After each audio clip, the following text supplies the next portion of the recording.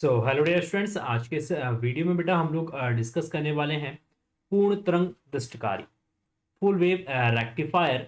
आज के इस वीडियो के अंदर जो है हम लोग कवर करने वाले, जैसे कि लास्ट वीडियो में हम लोगों ने डिस्कस किया था अर्ध तरंग दृष्टिकारी हाफ वेव रेक्टिफायर। जो है हम लोगों ने कल के सेशंस में हम लोगों ने डिस्कस किया था। अगर आप उस वीडियो को नहीं देखा है तो प्लीज देख लीजिएगा। हाफ वेव रेक्टिफायर दोनों ही टॉपिक बोर्ड एग्जाम की दृष्टि से बहुत ही इंपॉर्टेंट है, और इनमें से एक टॉपिक जो है इस पे एक क्वेश्चन बोर्ड एग्जाम में जरूर पूछा जाता है। तो दृष्टिकारी का मतलब क्या होता है? रेक्टिफायर, इंग्लिश में इसको बोलते हैं rectifier. What is rectifier? Rectifier क्या होता है बेटा? रेक्टिफायर होता है बेसिकली ऐसा एक डिवाइस होता है जो एसी करंट को किस में कन्वर्ट करता है? डीसी करंट में कन्वर्ट करता है। अगर आपके पास एक एसी करंट है और एसी को अगर आपको डीसी में कन्वर्ट करना है, तो डीसी में कन्वर्ट करने के लिए हमें एक ऐसा डिवाइस या सर्किट का यूज करना पड़ता है। उस डिवाइस या सर्किट को हम क्या बोलते हैं बेटा? दृष्टकारी बोलते हैं, रेक्टिफायर बोलते हैं। जैसे आपका जो डायोड होता है, डायोड जो है वो रेक्टिफायर के जैसा काम करता है, दृष्टकारी के रूप में कार्य करता है। जैसे आपका एक डायोड की अगर हम बात करते हैं, पीएन जंक्शंस डायोड, जैसे ये आपका पीएन जंक्शंस डायोड है बेटा, है ना। अब पीएन जंक्शंस डायोड अगर ये आपका किस में होता है? अग्र अभिनत में होता है। अग्र अभिनत में तब होगा जब डायोड का N sorry P terminal positive के साथ और इसका एन टर्मिनल किसके साथ कनेक्ट होगा? नेगेटिव के साथ कनेक्ट होगा। तो ये जो डायोड होता है बेटा अग्र अभिनत में, तो ये धारा को क्या करता है? अपने में से प्रवाहित होने देता है। मतलब ये धारा को क्या करता है? अलाउ करता है, धारा इसमें से प्रवाहित हो जाता है। तो जब आपका PN junction diode, PN diode जब किस में होता है बेटा? अग्र अभिनत में होता है। अग्र अभिनत में तो ये जीरो रेजिस्टेंस ऑफर करता है। कितना प्रतिरोध होता है बेटा? एक आदर्श पीएन जंक्शन डायोड का जो प्रतिरोध है वो जीरो होता है, और ये करंट को क्या करता है? धारा को अलाउ करता है। क्या करता है? धारा को अलाउ करता है। अगर पीएन जंक्शन डायोड आपका अग्र अभिनत में है तो ये करंट को अलाउ करता है।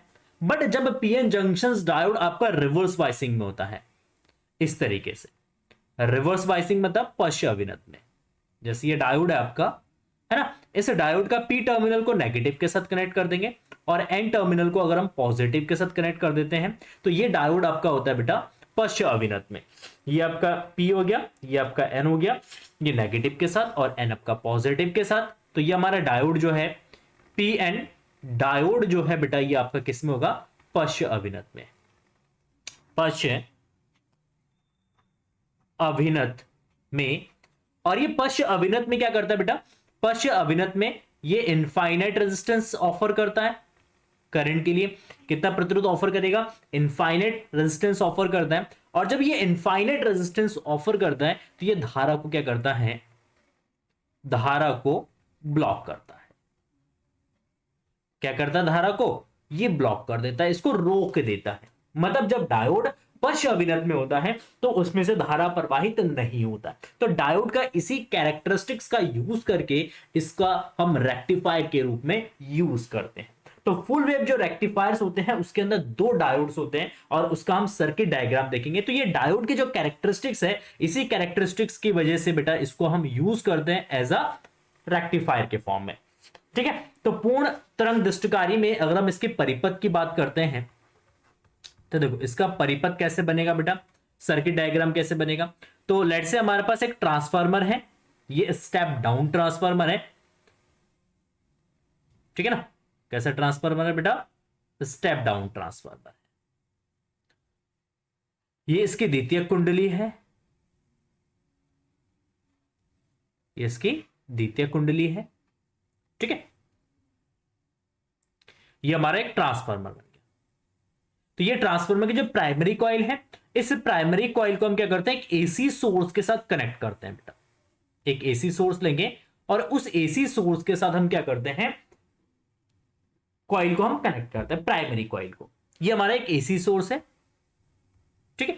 और इसका जो नेक्स्ट टर्मिनल है, मतलब ट्रांसफार्मर का जो नेक्स्ट कॉइल है, सेकेंडरी कॉइल जो है, इस ये हमारा प्राथमिक कुंडली है।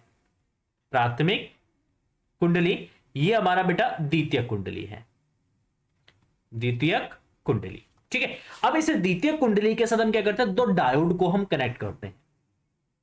क्या करेंगे बेटा, दो डायोड को हम इसके साथ कनेक्ट करते हैं। ये हमारा बन गया एक डायोड, इसको नेम दे देता हूं मैं D1। ठीक, और यहां पे एक दूसरा डायोड हम कनेक्ट करेंगे। सिंपल सा सर्किट डायग्राम है। ये हमारा ये दूसरा डायोड हो जाएगा, ये दो टर्मिनल्स के बीच में, और इनको आपस में कनेक्ट कर देंगे बेटा। ठीक है, और इनमें जो द्वितीय कुंडली होता है बेटा, द्वितीय कुंडली में क्या होता है, एक सेंट्रल ट्रैप होता है। क्या बोलते हैं इसको, सेंट्रल ट्रैप। बीच में से एक वायर निकलता है और उस वायर को हम बोलते हैं सेंट्रल ट्रैप। तो इस सेंट्रल ट्रैप और इन दोनों डायोड के बीच का जो मिड पॉइंट है, इसको मैं नाम दे देता हूं C, और इन दोनों के बीच में क्या करते हैं, हम एक लोड रेजिस्टेंस जो है वो लगा देते हैं, और इस लोड रेजिस्टेंस के अक्रॉस ही हम क्या करते हैं, वोल्टेज को एक्सट्रैक्ट करते हैं। ये हमारा क्या है बेटा, ये हमारा लोड रेजिस्टेंस है RL। तो इस RL के अक्रॉस जो है वो हम वोल्टेज को क्या करते हैं, एक्सट्रैक्ट करते हैं। और ये जो लोड रेजिस्टेंस होता है बेटा, ये हाई रेजिस्टेंस होता है, इसका वैल्यू जो है अब बहुत ज्यादा हाई होता है। ठीक है, तो मैं यहाँ पे पॉइंट इंडिकेट कर देता हूं, ये आपका टर्मिनल T1, ये आपका टर्मिनल T2, और इसका सेंट्रल ट्रैप, इसको नेम दे देता हूं मैं M। ठीक है, ये आपका हो जाएगा पॉइंट A, और इसको नेम दे देता हूं मैं पॉइंट B, और ये आपका डायोड हो गया D2। ठीक है, तो ये आपका डायोड का P टर्मिनल, ये इसका N टर्मिनल, ये आपका P टर्मिनल, और ये आपका N टर्मिनल। तो ये बन गया हमारा एक सर्किट, और इस सर्किट के बारे में जस्ट आपको 3 से 4 लाइन जो है वो लिखना है। क्या लिखेंगे, लेट्स सी। तो देखिए, तो इसमें लिखेंगे ट्रांसफार्मर के प्राथमिक कुंडली को एक एसी स्रोत के साथ जोड़ दिया जाता है। इसको हमने एसी सोर्स के साथ जोड़ दिया। ट्रांसफार्मर के द्वितीय कुंडली के सिरे T1 से हमने एक डायोड D1 तथा T2 को एक डायोड D2 से जोड़कर डायोड के दोनों एन सिरों को आपस में क्या करते हैं, हम जोड़ देते हैं। उसका ट्रांसफार्मर की केंद्रीय निकासी, जिसको हम सेंट्रल ट्रैप बोलते हैं, CT बोलते हैं, सेंट्रल ट्रैप। ठीक है, इस सेंट्रल ट्रैप और C के बीच में क्या करते हैं, एक लोड रेजिस्टेंस को हम जोड़ देते हैं। तो ये हमारा सर्किट डायग्राम बन जाएगा किसके लिए बेटा, सिंपल सा आपका फुल वेव रेक्टिफायर का ये सर्किट डायग्राम बन गया। अब आपको लिखना है इसमें इसकी कार्यविधि। देखो, कार्यविधि मैं शॉर्ट में बताऊंगा आपको बहुत बढ़िया तरीके से, और अगर आप इस कार्यविधि को समझ लेंगे तो लाइफ टाइम तक ये आपको याद रहेगा, कभी नहीं भूलेंगे। इतने सिंपल वे में मैं जो है आपको और यहां पे समझाने वाला हूं। देखो, अब ये जो हमारा सर्किट है बेटा, इस सर्किट में जब हम प्राइमरी में, ये जो हमारा प्राइमरी कॉइल है, सॉरी प्राइमरी इनपुट है, जब प्राइमरी में क्या करता हूं बेटा, मैं एक एसी वोल्टेज जो है यहां पे अप्लाई करता हूं। तो ये जो एसी सोर्स है या एसी वोल्टेज है, एसी करंट आप कुछ भी बोल रहे हैं यहां पे, तो ये एसी सिग्नल है बेटा। एसी सिग्नल का जो हाफ साइकिल है बेटा, ये पॉजिटिव होगा। नेक्स्ट हाफ साइकिल बेटा आपका क्या होगा, नेगेटिव होगा। तो इसको हम बोलेंगे पॉजिटिव अर्धचक्र। ठीक ना, पॉजिटिव अर्ध चक्र, और इसको हम बोलेंगे नेगेटिव अर्धचक्र, नेगेटिव अर्धचक्र। अब देखो, पॉजिटिव अर्धचक्र और नेगेटिव अर्धचक्र में जो हमारा सर्किट है, जो हमारा डायोड D1 एंड D2 है, ये किस तरीके से बिहेव करेगा, उसके बारे में हम स्टडी करते हैं। तो सबसे पहला पॉइंट यहां पे आप डालेंगे, दो पार्ट पे हम स्टडी करेंगे वर्किंग का। फर्स्ट, पॉजिटिव अर्ध चक्र के लिए, अर्ध चक्र के लिए देखो, पॉजिटिव अर्ध चक्र के लिए अगर हम बात करते हैं बेटा, तो हमारा जो टर्मिनल है यहां पे, जो हमारा टर्मिनल है T1, इसको मान लेते हैं पॉजिटिव होगा, और जो T2 टर्मिनल है ये मान लेते हैं ये नेगेटिव होगा।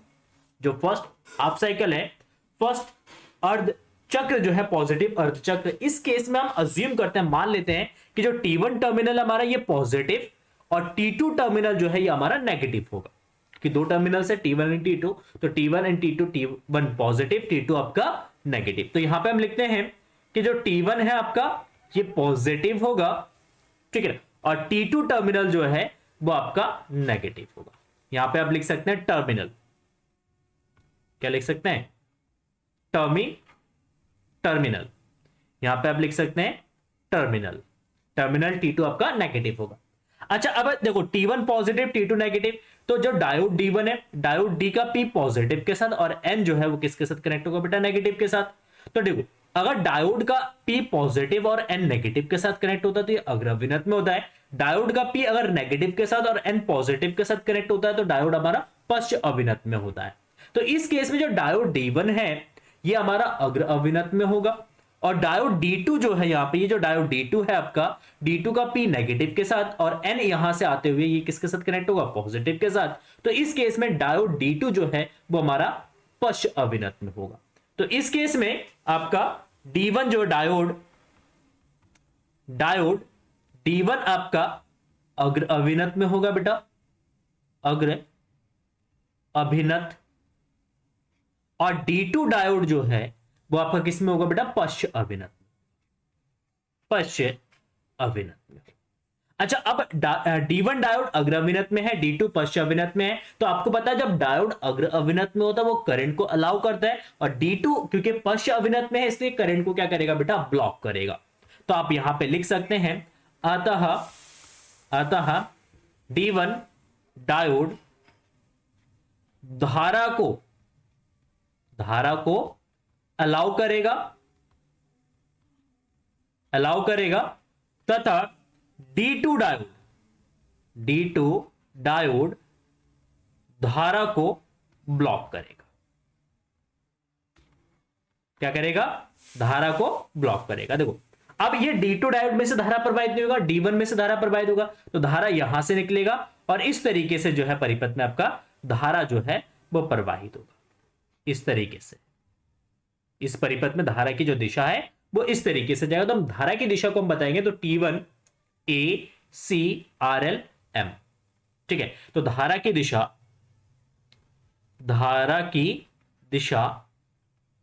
देखो यहां पे लिखेंगे T1 से किसकी तरफ जाएगा वो A, या आप ऐसे लिखो T1 D1 डायोड से होता हुआ D1 A C फिर RL, और RL से किस में जाएगा बेटा, वो M की तरफ जाएगा। तो अगर हम बाह्य परिपथ में धारा की दिशा की बात करेंगे तो ये C से किसकी तरफ जाएगा बेटा, वो M की तरफ जाएगा। धारा जो है बाह्य परिपथ में अगर आप देखो तो धारा कहां जा रहा है बेटा, C से किसकी तरफ जा रहा है, M की तरफ जा रहा है। इस डायरेक्शन में धारा आपका प्रवाहित हो रहा है। तो यहां पे फर्स्ट हाफ साइकिल में जब हम आउटपुट सिग्नल्स यहां पे ड्रॉ करेंगे तो यहां पे पॉजिटिव हाफ साइकिल के लिए करंट इस तरीके से आपका फ्लो होगा। ठीक, चलिए अब हम बात करते हैं नेक्स्ट हाफ साइकिल के लिए। तो सेकंड केस में आपका नेगेटिव अर्ध चक्र के लिए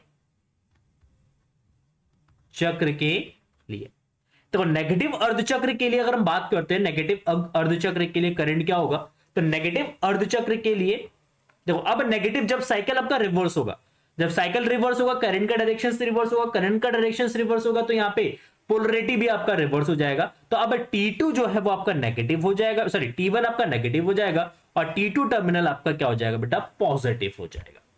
जैसे ही करंट का डायरेक्शन या वोल्टेज का डायरेक्शन जैसे ही रिवर्स होगा बेटा तो उस केस में आपका T1 नेगेटिव के साथ और T2 पॉजिटिव के साथ कनेक्ट हो जाएगा। मतलब T1 एंड T2 की जो पोलरिटी है वो आपका रिवर्स होगा। अब T1 की पोलरिटी रिवर्स होने का मतलब है कि आपका P जो है वो नेगेटिव के साथ, N जो है वो आपका पॉजिटिव के साथ कनेक्ट होगा। तो D1 डायोड आपका पश्च अविनत में आ जाएगा और D2 डायोड क्योंकि इसका P जो है वो पॉजिटिव के साथ कनेक्ट होगा और N यहां पे आके किसके साथ कनेक्ट हो जाएगा बेटा, ये नेगेटिव के साथ कनेक्ट हो जाएगा। तो N नेगेटिव P पॉजिटिव, तो आपका D2 जो डायोड है वो अग्र अविनत में काम करेगा। अच्छा, तो इस केस में आप लिख सकते हैं अर्धचक्र के लिए टर्मिनल T1 आपका सॉरी नेगेटिव होगा, टर्मिनल T1 आपका नेगेटिव होगा और टर्मिनल T2 आपका बेटा क्या होगा, पॉजिटिव। तो T1 नेगेटिव, T2 आपका पॉजिटिव हो जाएगा। तो इस केस में डायोड D1 आपका पश्च अविनत में आ जाएगा, पश्च अविनत में, और डायोड आपका D2 जो है बेटा वो किस में होगा, वो आपका अग्र अविनत में होगा। किस में होगा, अग्र अविनत में आ जाएगा। तो अब डायोड D1 धारा को क्या करेगा बेटा, धारा को ब्लॉक कर देगा। जो D1 है वह धारा को क्या कर देगा, ब्लॉक करेगा, करंट यहां पे ब्लॉक्ड हो जाएगा, तथा D2 धारा को क्या करेगा बेटा, ये अलाउ करेगा। मतलब D1 धारा को रोक देगा, D1 के कारण धारा प्रवाहित नहीं होगा, बट D2 के कारण जो है वो अब परिपथ में धारा जो है वो प्रवाहित होगा, तो D2 धारा को क्या कर देगा, अलाउ करेगा। ठीक है, अच्छा D2 अगर धारा को अलाउ करता है तो धारा की दिशा क्या होगी, यहां पे डायरेक्शंस क्या होगा करंट का, तो करंट के डायरेक्शंस की अगर हम बात करते हैं यहां पे, तो देखो सिंपल, अब करंट यहां से निकलेगा, T2 से निकलेगा, इस तरीके से जाएगा B से C से फिर वो लोड रेजिस्टेंस में जाएगा, लोड रेजिस्टेंस होता है वो सेंट्रल ट्रैप में जाके एंटर करेगा। तो यहां पे करंट जो है T2 से किसकी तरफ, B की तरफ, B से C की तरफ, और C से किसकी तरफ जाएगा बेटा, ये M की तरफ जाएगा। तो अगर हम यहां पे धारा की दिशा की बात करेंगे, यहां पे धारा की दिशा, तो धारा की दिशा देखो, धारा की दिशा आपका हो जाएगा सिंपल यहां पे T2 D2, तो यहां पे T2 D2 पॉइंट क्या है यहां पे, ये B है, B से C, C से RL लोड रेजिस्टेंस में, और लोड रेजिस्टेंस से किस में एंटर करेगा, M में। तो वाह्य परिपथ में